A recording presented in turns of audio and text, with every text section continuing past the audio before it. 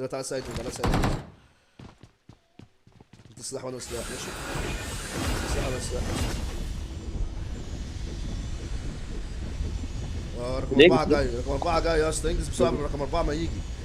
يا صاحبي ابعد عننا يا اسطى بعد اذنك. حاجة مالك في ايه؟ هو لوتك لوحدك ولا ايه؟ ايه ده ايه ده؟ لا الله. تعالي، لا تعالي خد اللي انت لقيتك في عايزاه. كروز تعالى. تعالي خد اللي انت عايزاه. مالك يا عم في ايه؟ كروز خدي كروزه، خدي كروزه، والله سيب الكروزه. اسكت. يا كيري سيب الكروزه اهو. انا ما شفت، مش ما تديروش حاجه. خد يا كيري، خدي الكروزه ايه والله. احنا فاكرينك واحد علمت ورخم ان انت يعني. هيحن يا جدع، اقسم بالله العظيم ما انا علمت بالله ما العب معاك تاني، انت قاعد بضاعه. تعالى اجيب لك كروزه يا عم علمت بقى خدتها. هيحنى. يا عم والله ما بتموت عرفت بقى ان انت هي مش هيحن. ميتة على هي مش ميتة على اللود، هي ما خدتهاش اساسا.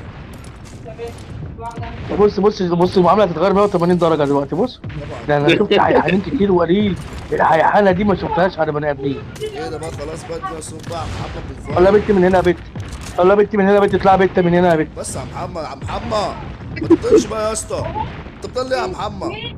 لا والله انا اوريك انت مالك انت. يا اسطى خلاص والله اطلع من الجيم يا اسطى، ازعل منك اقسم بالله. ما بحبش الطريقه دي يا اسطى. والله ما تطلع يا عم من الجي، والله اطلع ما منك تطلع من بجد الجي واعرف بالله يا محمد من الصبح وازعل وليه منك. بتحلى يا عم، ما تطلع يا عم. يا اسطى عيب يا اسطى، بس يا ما بحبش عم. الطريقه دي يا اسطى، عيب يا اسطى في ايه ايه؟ ايه ده ايه ده ايه ده ايه عايز ده يا عم تفضل ابني محمد. بس ما تغلطش في حد يا اسطى. خلاص خلاص ماشي. عيب يا عم، محدش بيغلط، ما تغلطش في طب حد يا اسكت اسطى، ما طب بحبش حد دلوقتي. يغلط في حد. لا خليها، يعني انت هتقول لها عندك، هي هجيب لكم ايه. عندك بنات ايه، عندك بنات ايه يا عم، اعتبرها بنتك يا عم، راعي ربنا يا اخي. اعمل حاجه بيض قوي يا عم. تزعليش رقم 4 معلش.